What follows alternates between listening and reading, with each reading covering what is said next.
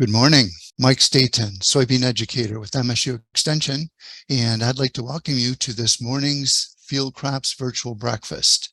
It's going to be a really good session and really appreciate you joining us this morning. Mike, can I make a comment before you go into everything? You sure can. So today we've got a special guest, and it's Dr. Ozkan from Ohio State. And I'm going to just say that we are going to be a little bit long on his presentation today. It's not going to be 15 minutes. It's going to be closer to 20 minutes. So if you are expecting we're going to be done at 7:30-ish, you'll have to stick around for a few more minutes, but I think it's well worth the wait. So just to let everyone know ahead of time, that's what's going to happen this morning. Go ahead, Mike. Sorry. Thank you, Phil. I appreciate it. It's my pleasure to introduce Dr. Erdal Ozkan from Ohio State University.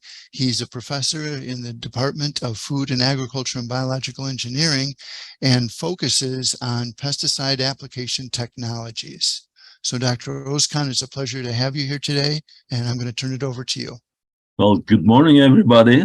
I'm so pleased to be with you, and Mike, I appreciate you inviting me to this wonderful event. And Phil, I appreciate you giving me maybe a couple more minutes because we take almost a half day to cover this topic, and I'm going to try to do that in less than 20 minutes. And I appreciate your patience. And traditionally, as you know, we're going to talk about aerial application in general today.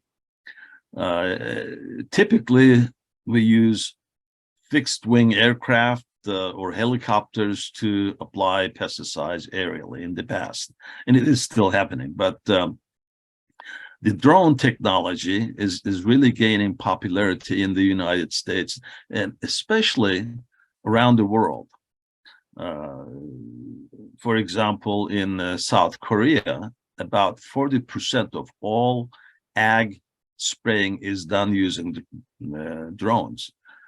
In Japan, for example, about 30% of all rice fields are treated with pesticides applied by drones. So people around the world, for different reasons, they have been using drone spraying a long time.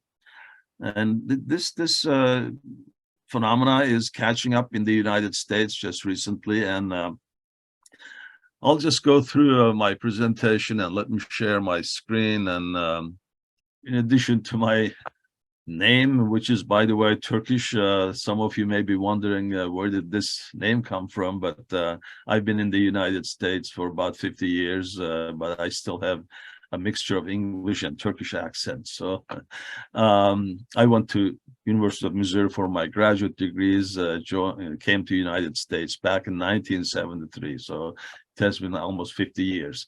Here's my email address, by the way. I hope that our communication is going to continue even after this presentation. Send me an email anytime you wish to do so. What I would like to do today in the short time is to kind of talk about why aerial application is necessary under some certain conditions, and why drones may be the choice of aerial application. I will try to give you some of the opportunities that drone sprayers provide us, as well as some of the limitations or the challenges drone sprayers pose us. So let me go with the rest of the presentation. Okay, why aerial spraying? When you have situations like this, rice fields or forestry, we have to use aerial spraying, period, whether it is conventional or drones. I'm sure you have fields like this in that's a picture from Ohio, but it could be in anywhere in the Midwest. We do have wet fields like this, and you just cannot get in the field when you have to do your application. So we have to rely on drone spraying. Timing of application, as you know this better than I do, it is extremely important. When you have a disease taking a hold on the plant and you wait, even a week of delay could really wipe out the whole crop For example, in the case of Asian soybean rust in Brazil, they never had this disease until about the year 2002. But ever since then, they have been applying their fungicides almost 3 to 4 times per season. Look at the picture on the left. This is one day after the infestation was recorded in this field. And on the right, you have the picture of the same soybean field only 6 days after infestation. This field is wiped out. You're not going to get anything out of this field. So timing is important, and aerial application is going to provide us that immediate response to a problem that we may have. And we don't do this, thank God, but all over the world, education is important. Maybe they don't get as much education, but this is happening, and contamination of people with pesticides is taking place. And aerial spraying really takes that risk out of the picture. As I mentioned earlier, we have been using fixed-wing aircraft or helicopters quite a bit, almost all the time until really recent, last 2-3 years. But this type of remotely piloted aircraft, what we call drone, is definitely gaining popularity in the United States.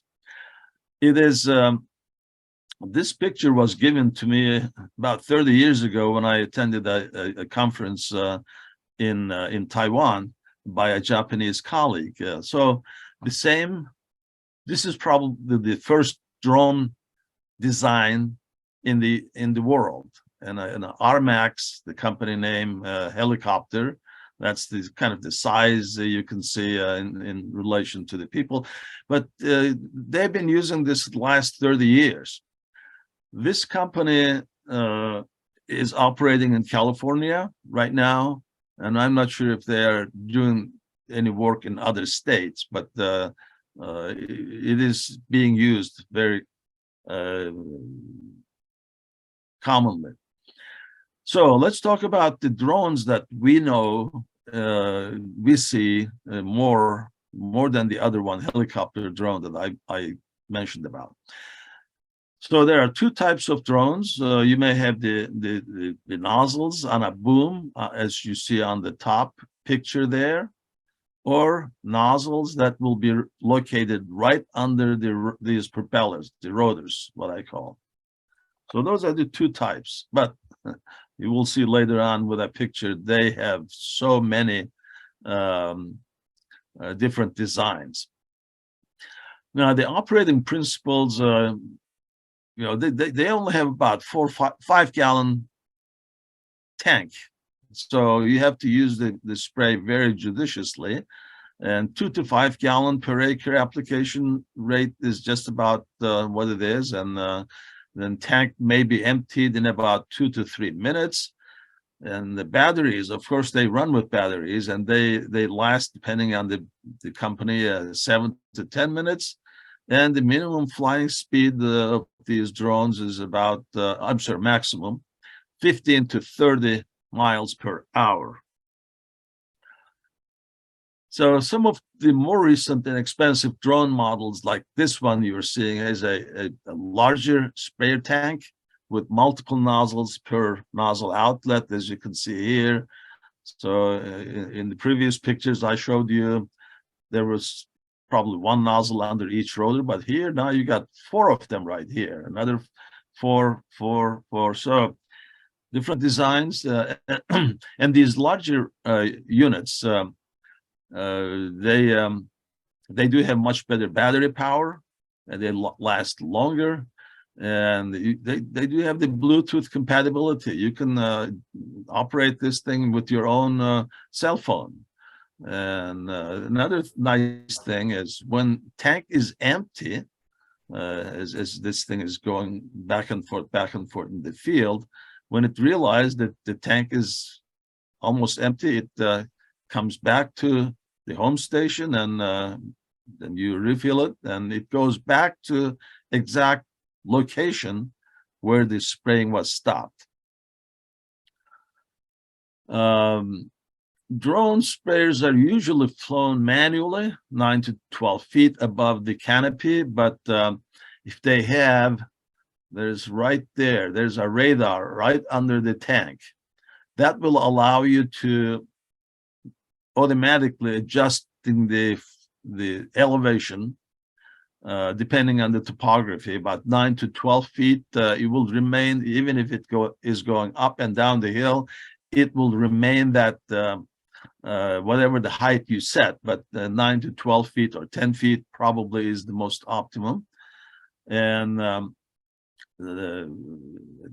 again, the new models are definitely ones that people are paying more attention to. And here's an example of one of those drones in the field, in a cornfield. I want you to pay attention to the turbulence that this drone is creating as it is going down the field. You cannot have this this kind of a situation with your ground application, and even with the aerial application, the conventional fixed wing aerial applications. They fly at a little bit higher altitude, as you know, and that turbulence that you're seeing there really helps spray droplets penetrate into the lower parts of the canopy, especially with disease situations. And here is the other type.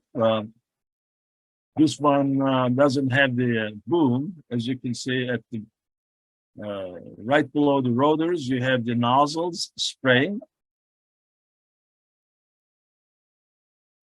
You know, they're nice. They give us a lot of opportunities to get the job done when we cannot do that with ground applications, but they do have some limitations, and there are some regulations imposed on us when we are operating these drones. What are they? First of all, FAA says you cannot exceed payload capacity of 55 pounds, period. That's just, you know, your liquid that you put in the tank is going to be almost close to 40, 45 pounds. And so that's one big limitation right now. But you can apply for a waiver to get a larger tank, but those waivers really take a long time, 2, 3, 4 months to get them from the FAA.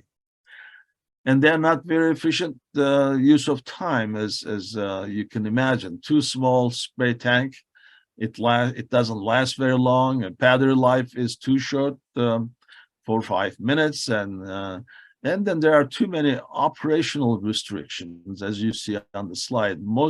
You must maintain a visual line of sight. Again, this is what FAA requires, but you can apply for a waiver. And you must obtain permission when flying in restricted airspace. So you cannot just get off the ground and then start spraying. Cannot fly 30 minutes before sunrise and 30 minutes after sunset.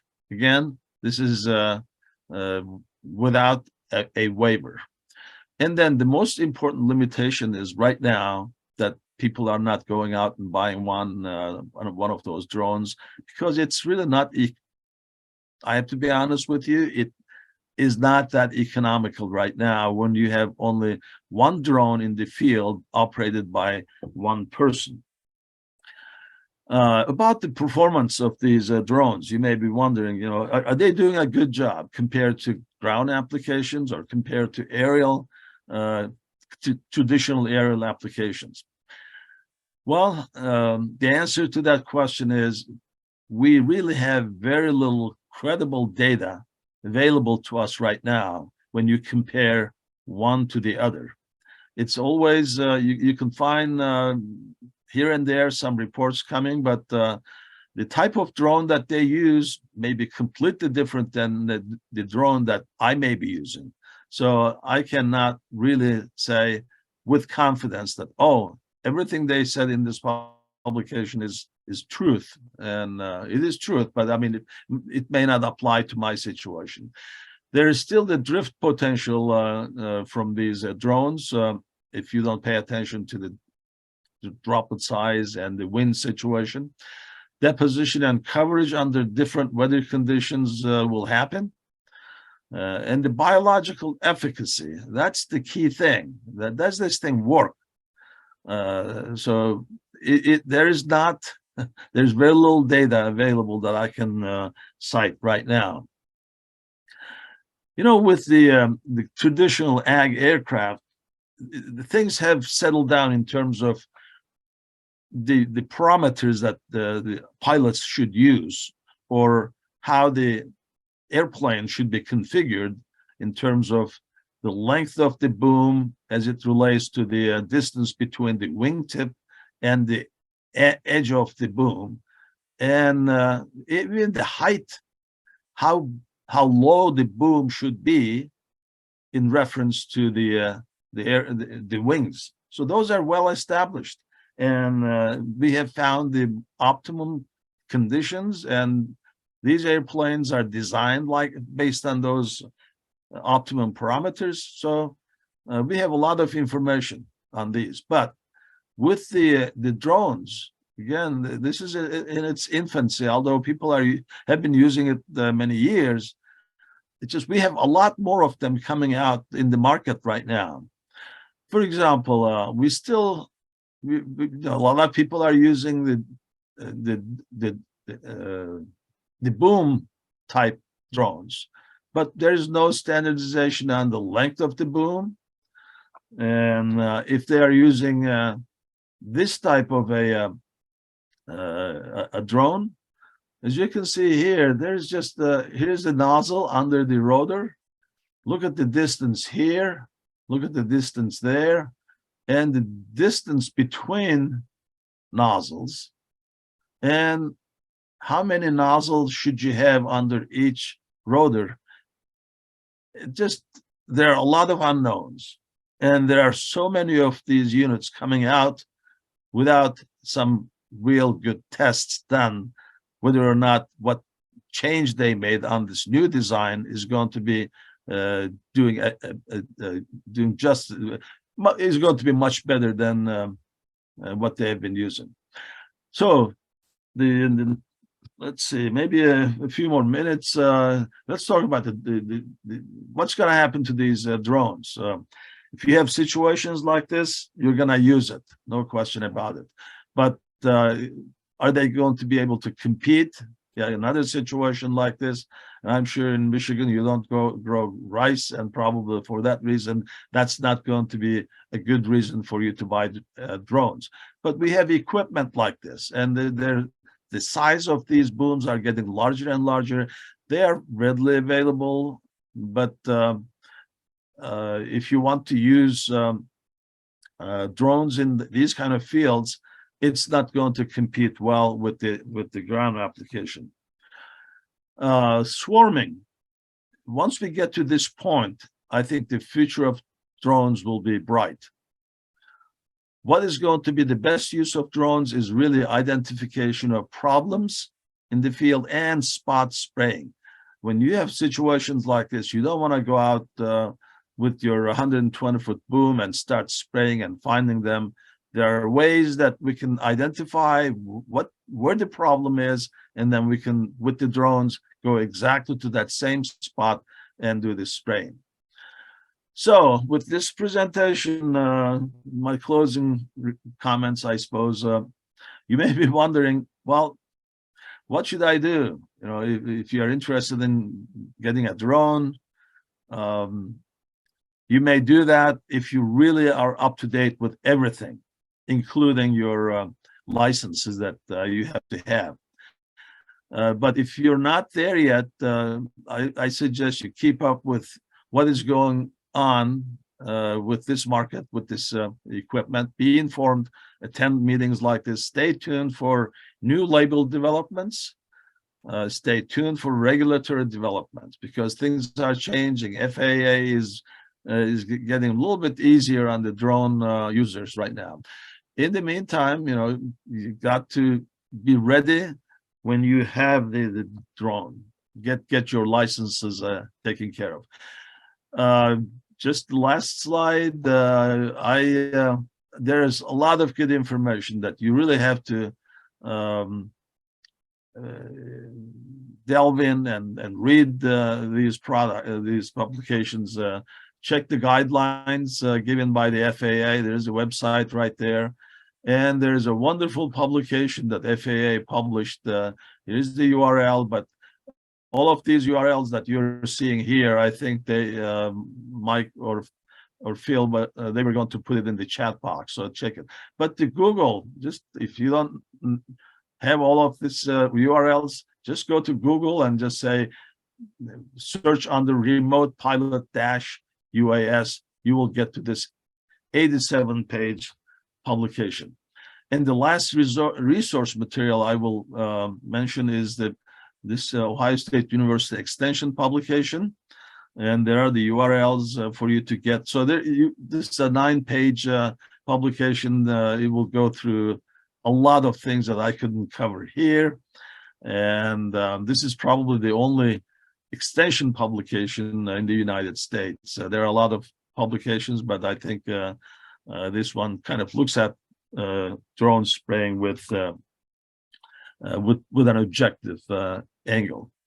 So with that, I think I exhausted my time, and I hope that during the question and answer period, I will still have the opportunity to be able to say a few more things that I could not say during my presentation. Again, thank you, and I'm going to leave it back to Mike again, I think. Thank you, Dr. Ozkan. Excellent presentation.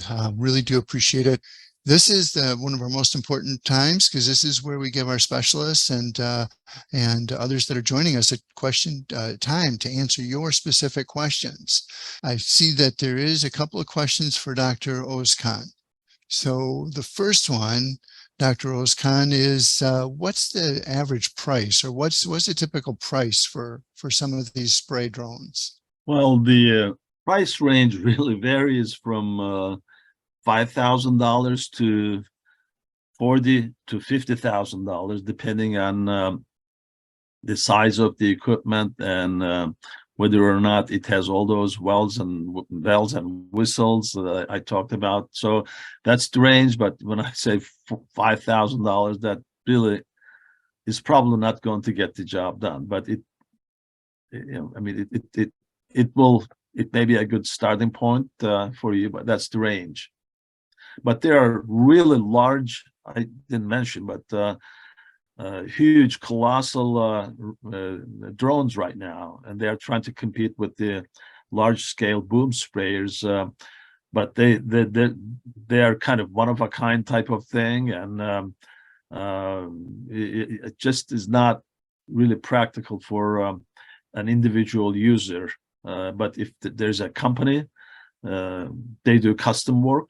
There will be bigger, larger drones with higher capacity in terms of gallons per acre or number of acres covered per hour. But again, the FAA is the key, and they are a little bit slow in giving permission to those kind of one-of-a-kind equipment. Thank you very much. Next question is, what's the typical application volume per acre for these spray drones?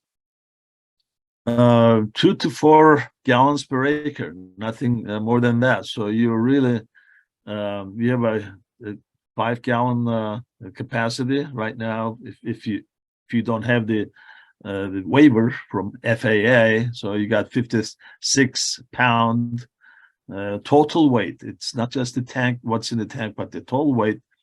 And that doesn't give you an opportunity to have a larger tank unless you get a waiver, as I said. So with that, that 4 to 5 gallon liquid in the tank is going to be gone in about 3, 4, 5 minutes. Yes, I can see that. And I'm the one that asked that question. I have a follow-up question for you then, would be, on the product labels. Let's say I'm spraying for white mold in soybeans, and the product says that they really want 15 gallons per acre of water with a ground rig, but the aerial, so do I look on the label and use the aerial application rate, or will there be a special drone rate in the future on labels? That's a very good question, Mike. Label is one of the other sticky part of why this technology is not really advancing. The labels, some labels may say the product can be used aerially. So at least you have that information available for aerial, and the rates is going to be really depends on if they may give you a special rate requirements on the label, but you can exceed that, I suppose. But the minimum application rate could be mentioned. Most of them don't say that, and they leave it up to you whether you you want to come back and refill the tank so often, and that it's not going to be feasible and economical. So you try to minimize the application rate to as low as you can get. But that aerial, the label, which may say you can apply aerially, it doesn't say that it is, you can use a drone. I don't think right now there's any chemical label that says this product can be used by a drone of this type or that type. So, but if it says you can apply aerially, I suppose you can, that's kind of gives you a green light. You can probably, without violating the label, you may be able to do that. But depends on who is going to challenge you.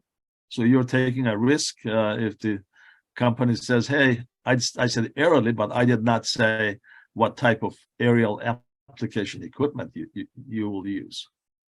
Thank you. Thank you very much. I did miss a question that was up towards the front, so we're not quite going in order, Dr. Ozkan, but hopefully this is for you, is why are fixed wing drones not used for spraying? I saw that, and I let me if I can share my screen. Go ahead.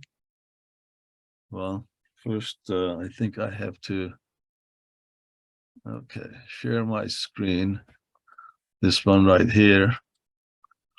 And the fixed wing that we are talking about is this one right here. The question is, here's the multi-rotor or single rotor I talked about. That I'm glad that there's this question. There are the fixed wing drones, but they are not used right now for a pesticide application, and that's why I did not cover it. But I had this slide kind of, I expected this question would come. So here's what we are talking about: fixed wing. They are a little bit smaller than of course the single rotor or the other types. I'm going to give you my guesses. I have never asked these companies producing this type of, I'm sorry, fixed wing drones. One of them is the lifting power. So you got, if you have, these were not designed, they are very lightweight. If you got a 10-gallon tank, this is not going to have enough power to lift and go. The other thing is the maneuverability, I think. I think you have a much better chance of kind of going up and down and changing the elevation of the aircraft much easier with this one compared to this. They go a lot faster. So these are designed to go fast. This can go about 60 miles an hour. This multi-rotor types are really designed to go 15 to 30 mile per hour speed. And but there are hybrid versions of these fixed wing aircraft. As you can see, it is pretty much, if you don't look at the propellers, rotors, it is just like any one of these, but then they put this on the hybrid unit. It kind of provides you a vertical lift and going to places and vertical touchdown type of thing. So I think the other thing, to me, reason why we don't have these kind of aircraft used for spraying, as you noticed in one of the videos, you really create with the rotors quite a bit of turbulence. That to me is the biggest selling point of the drones, that neither the traditional ground sprayers will provide you, nor the conventional fixed wing aircraft. They fly about 15, 20 feet above the ground, and they don't create the type of turbulence right under them when they pass. But the drones do that, and that is, especially when you're spraying fungicides for white mold and things like that, you want this droplet to penetrate into the canopy, and the drones will provide you that downwash, and then you will get the droplets into the canopy. So with these, you really, these propellers are small, and it's not going to give you that type of turbulence that you get from these multi-rotor units. Thank you. Thank you. That was a really good question, really good response. Dr. Ozkan, there's another one for you. You mentioned that the disturbance of the rotors driving the spray into the canopy, you just got done talking about that. Does that mean that the boom needs to be only located under the rotors, or the nozzles under each rotor? That is an excellent question. It should be. If you want to take advantage of that downwash and downward airflow, you really can't get away too far from under the rotors. In fact, just for that reason, people just say, okay, well, I'm going to get a bigger boom and I can cover more ground. But that kind of takes away that wonderful turbulence that you're getting from the rotors. For that reason, I don't think the drones with the boom that extending beyond the rotors will be the choice of drones. They are not going to be manufactured unless you make your own drone boom, but that's not the most optimum way to spray with the drones. You need to have short boom, and then again, the boom is almost going to be a passé, I would say, in the next few years. Okay, very, very good. There is a few more questions in here. Let me go to this one here. Yes, this is from Dave. It's Dr. Ozkan, it's for you. How does the uniformity of coverage with drones across the spray width compare to ground applicators? And a follow-up question is, does the spray volume make a difference in coverage uniformity? Boy, two excellent questions again. Yes, starting with the last gallonage, if you can do it, apply not 1 to 2 gallons per acre, but apply 2 to 4 gallons per acre. That definitely, I just attended a workshop by my colleague Steve Lee in Auburn University, and he had a half-day workshop, and they have done some tests. Probably he's doing a lot more tests than anybody else right now in the United States, comparing gallonage, comparing conventional fixed wing aircraft to drones, comparing drone types, comparing comparing even the performance of drones when you add some sort of a drift retardant chemical into the tank. I didn't mention that, but drift is really a concern with drones. That pattern that you have seen in the videos, it is going to be disturbed quite a bit when there's wind coming towards the drone. So there are some people are adding some drift retardant agents into the tank, and they do help. But when there are winds blowing across, you will be taking risk with the drones compared to even the fixed wing conventional aircraft. So what was the first question, Mike, or did I? Yes, I think you pretty much answered it, but the first question was uniformity. How does the uniformity of coverage compare to a boom sprayer?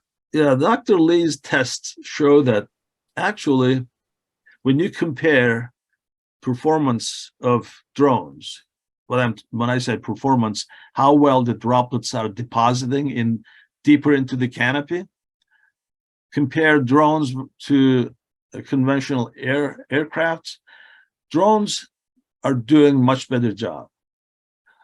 Equal performance, but if you pay attention to the swath that you're flying back and forth, and if you don't leave, again, these are all done by GPS, and so the error margin is very small, but the height is important. So the uniformity is going to be affected by the drone height, is going to be affected by the wind blowing across.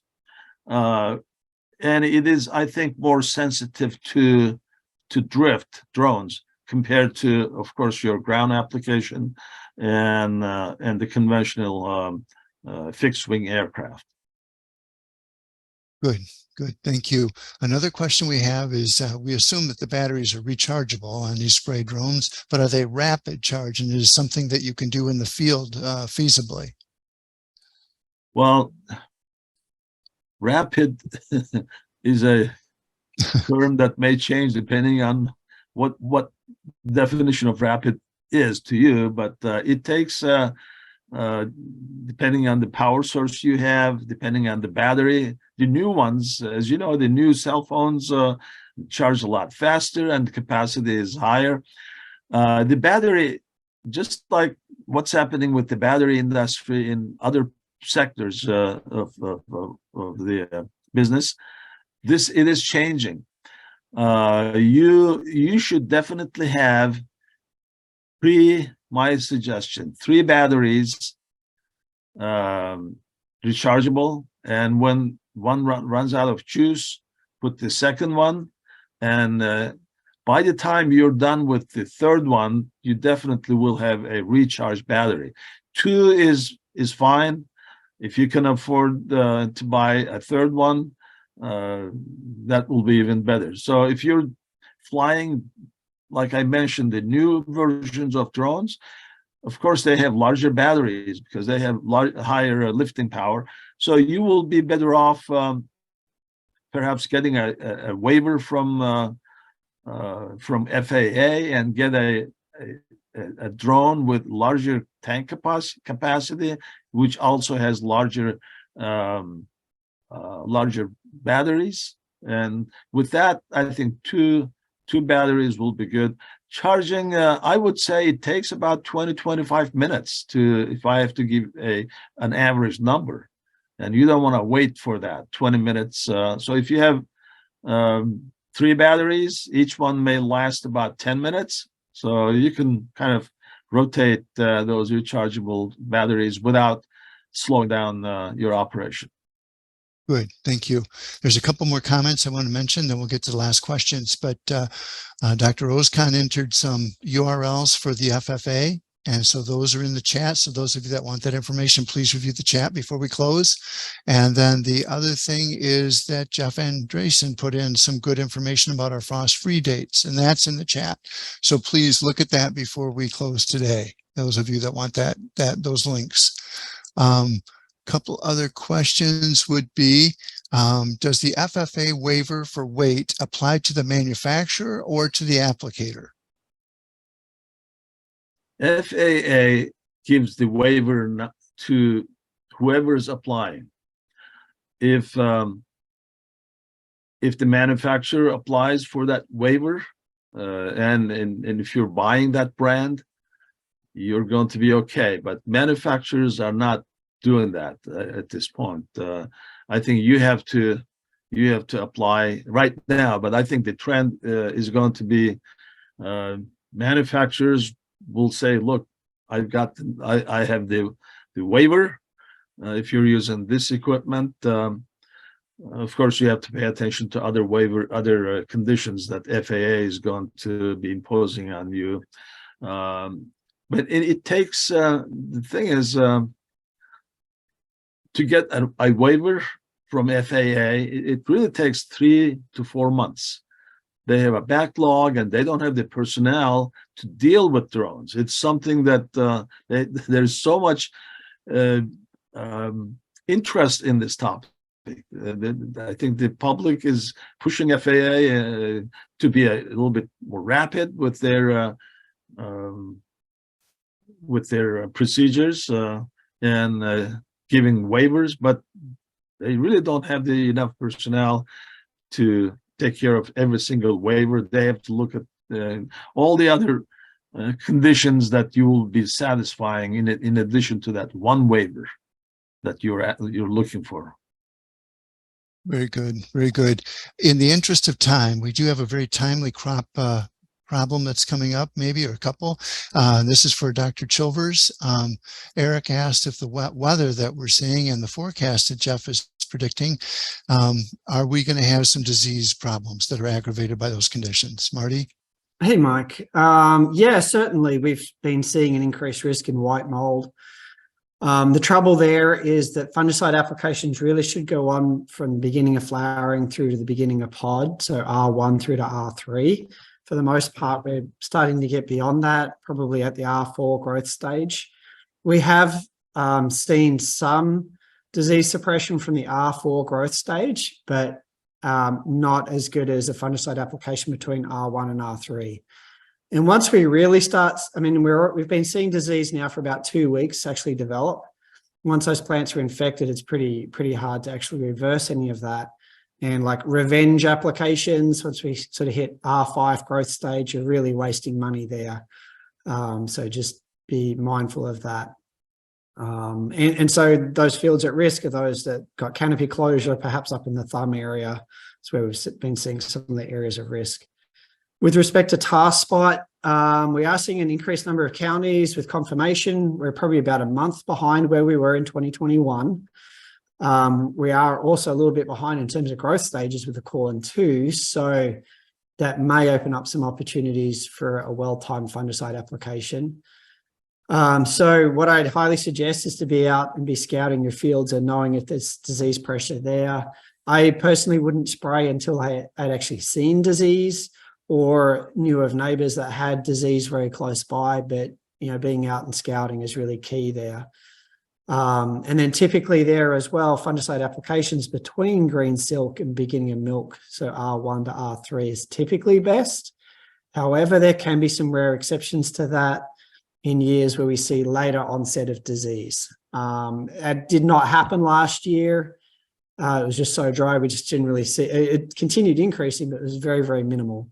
So again, if leaf wetness events continue, that may see an increase in disease. So again, just be out and be scouting and be aware of where things are at. So that's what I have.